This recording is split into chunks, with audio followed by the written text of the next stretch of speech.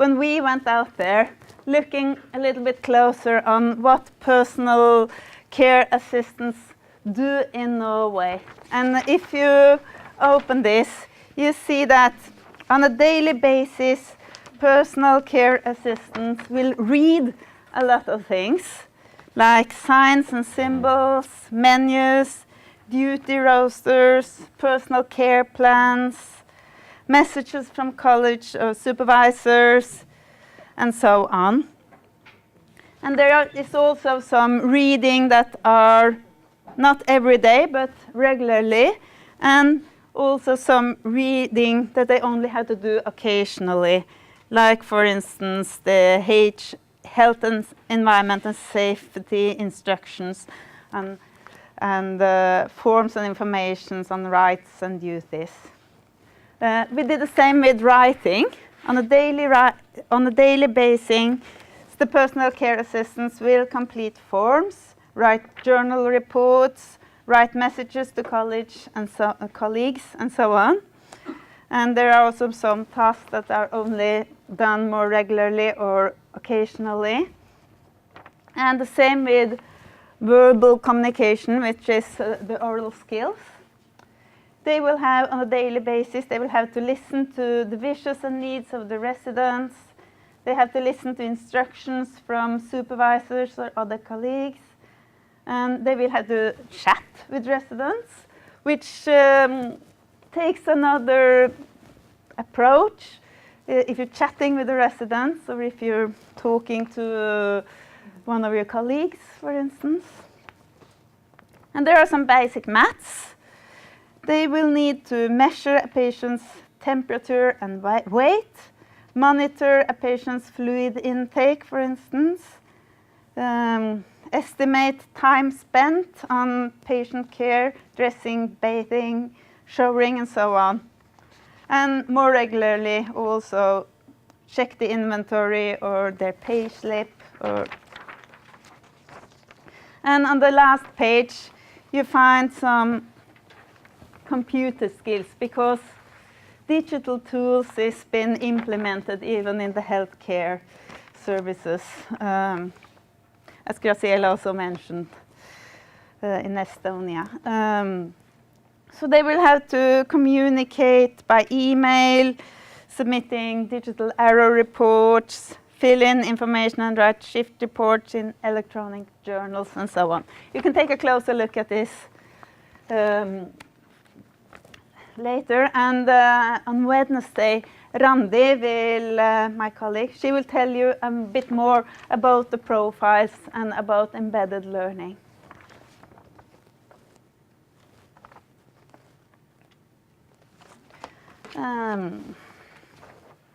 Let's take a closer look at digital competence. I don't know what it's like in your country, and I'm sure there are big differences, but in Norway, we don't longer talk about access, because access isn't really an issue. And I don't think we should talk about users and non-users either. What we should talk about is those with sufficient skills to master ICT in a reasonable way, and those who do not. So we will talk about these low-skilled users and more complicated or high-skilled users, as is also shown in this figure. I think the divide should be here between level 1 and level 2. And this should be our focus group, the one who really need attention and training. These numbers are from 2008, but a survey conducted by Vox in 2010 shows that there isn't really a big difference. Things aren't really changing. So maybe it's more correct to say 23% instead of 27%, but it's pretty much the same. And what's obvious is that we still have a challenge in Norway. There is too many people with too low digital skills in order to cope with the different tasks that we've already discussed and seen in a variety of situations. And what's interesting is that most of these people with low digital skills, as is the situation for low basic skills in general, I think, is that neither feel a need to improve their skills nor have an interest in doing so. That's worth reflecting upon when you're recruiting people to this kind of training. Linda will be giving you a more detailed presentation of the PIAC results. I think that's on Wednesday as well. But I just wanted to stress that even though Norway did very well in PIAC, we were above the OECD average in all the skills included in the survey. We still have a little bit more than 400 adults with low reading skills. That is level 1 or below. In the total number of. Well, that's 5 million people. So it's a little bit less than 10%. Yes. Yes. And we are at the top of the class because it's only 10%, but 10% is a lot of people. Yes. It's level 1 or below.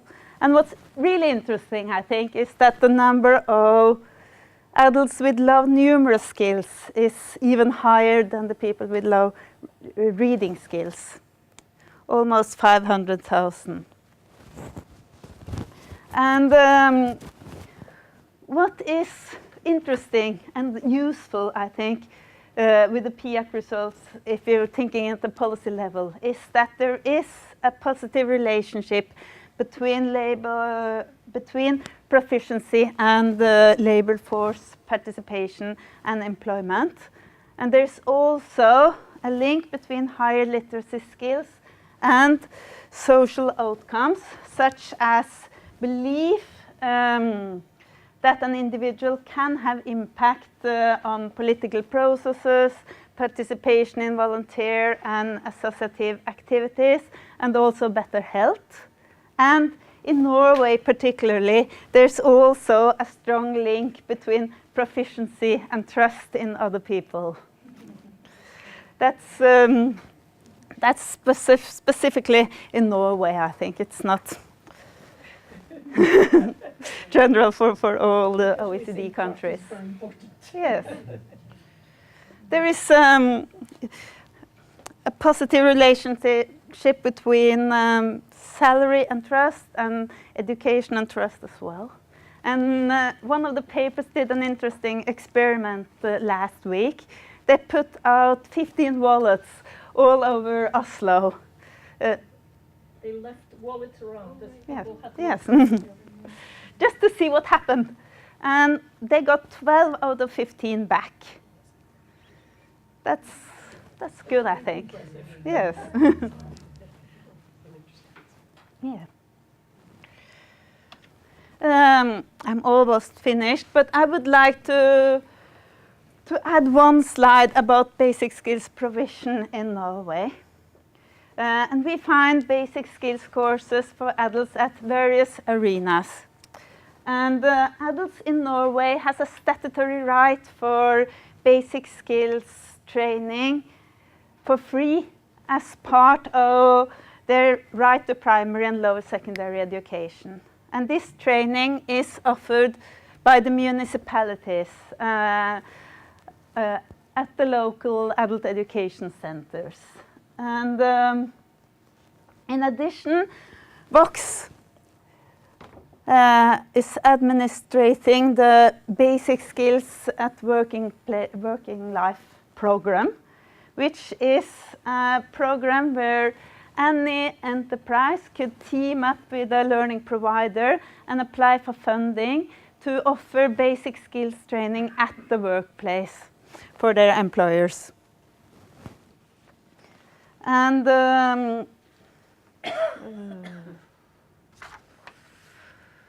The Norwegian Labour and Welfare Service include the basic skills training in many of their courses, and the Norwegian Correctional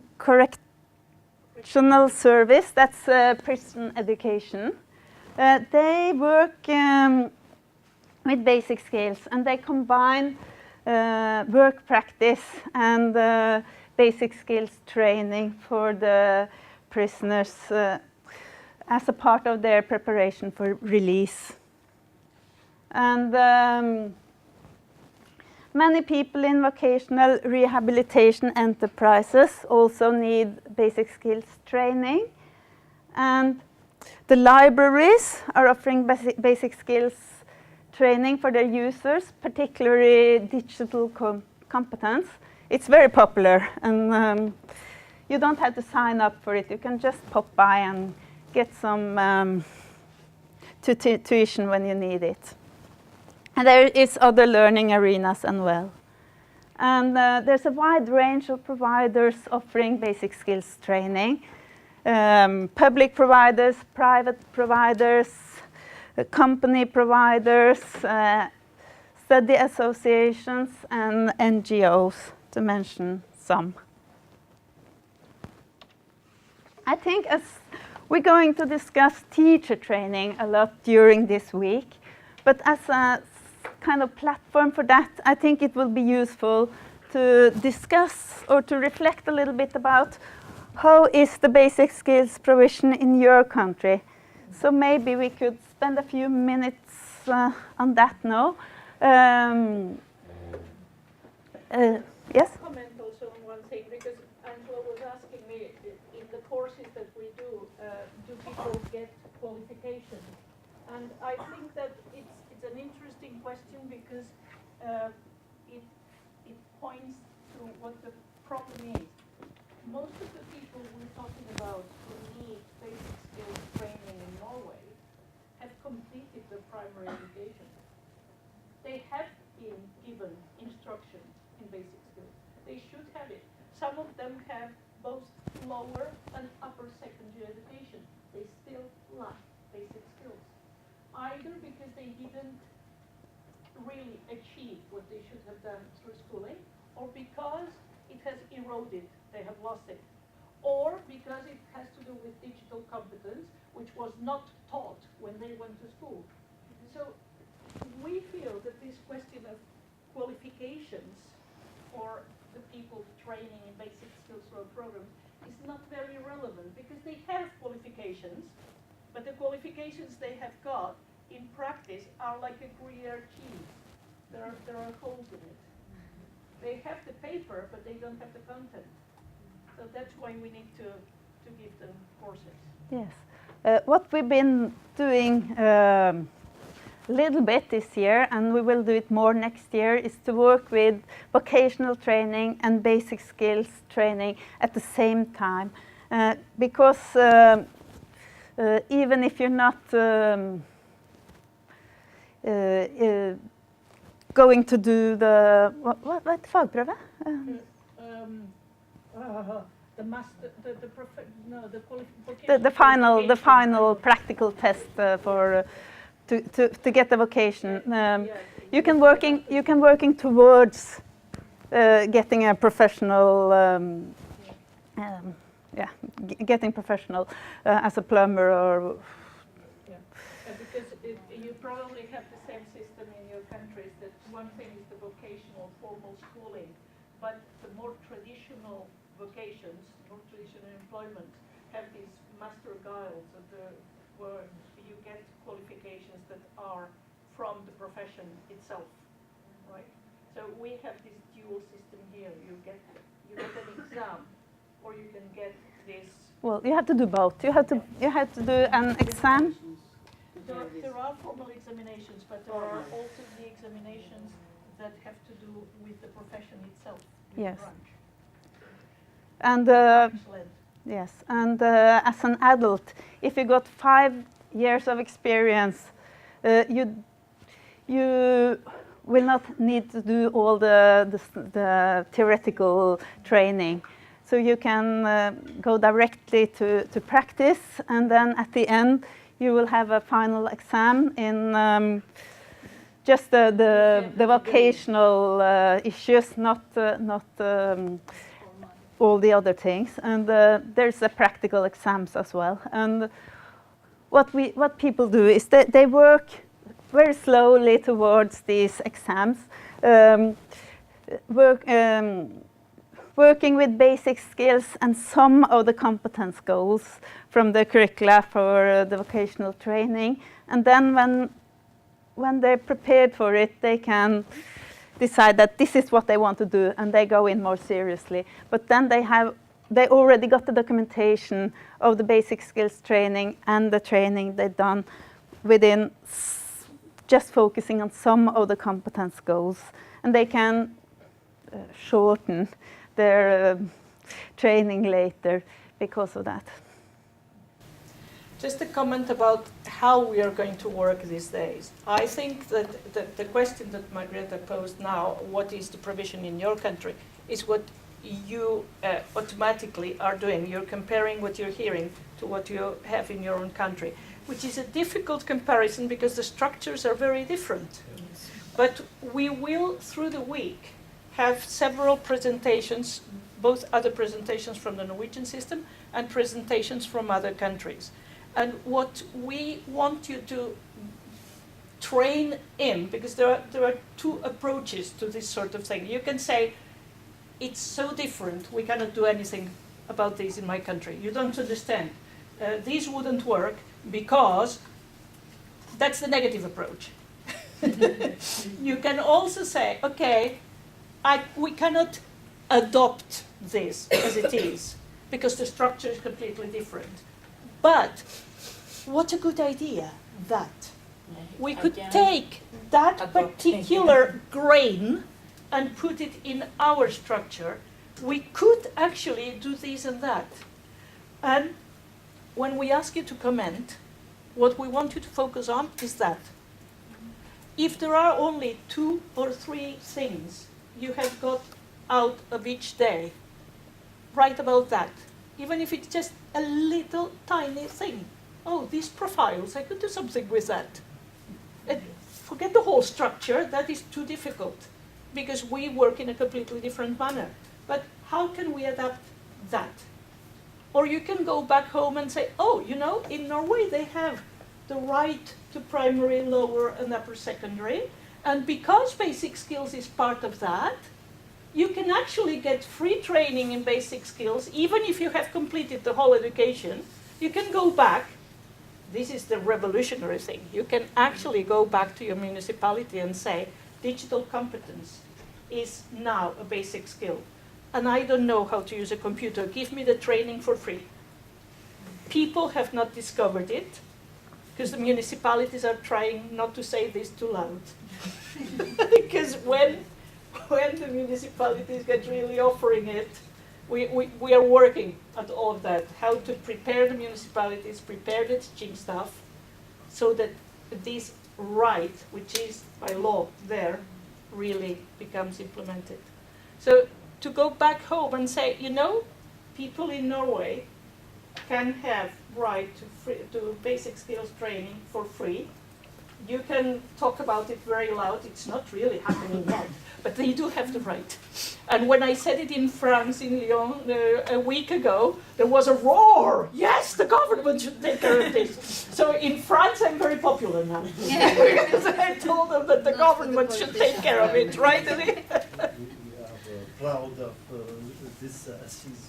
Yes. Yeah, of the conference, right. So we are going to go back to this theme the whole week. What is it like in your country? What can you comment on this? What is different?